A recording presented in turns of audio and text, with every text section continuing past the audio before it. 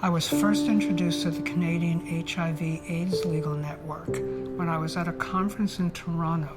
One evening when I was there, the Legal Network was screening the premiere of their film, Positive Women Exposing Injustice.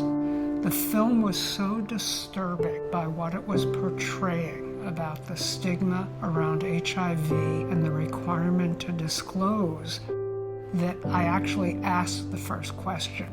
Richard Elliott, the executive director of the Legal Network, was moderating the Q&A, and he said, "Andrew, we didn't mean to make you cry." I said, "Richard, these are tears of anger. I'm angry that this is going on in our country." Since I've been HIV positive since 1980, I was aware of the legal implications around disclosure, but I actually had never personalized that particular legal consequence around exposure.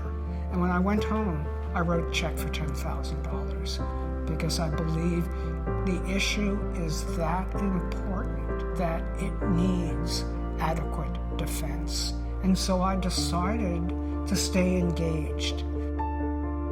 My mom and dad died in 2011, and I inherited a substantial amount of money. But I didn't need that money because I'd made enough money to retire on my own. And I'm in the fortunate position to be able to donate money. I've committed to a 5-year, $50,000 a year matching challenge. And it's called Charlie's Challenge after my dad, who would have made an incredible attorney if he'd had the opportunity to go to law school.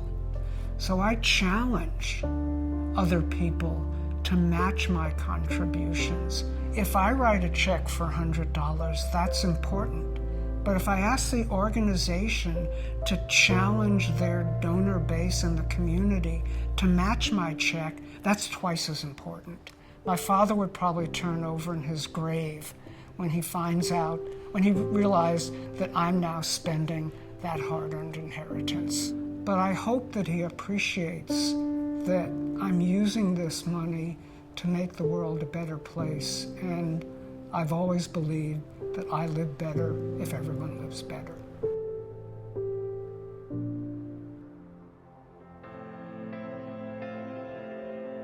This multi-year challenge is helping to support our Rights Now campaign. This is a campaign with a goal of $3 million, and to date we've raised almost 60%.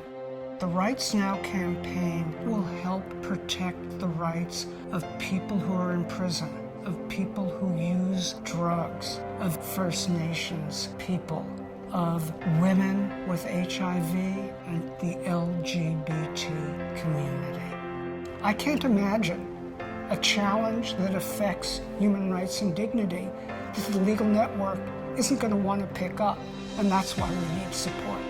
That's why we need your support, and we need continued support from me.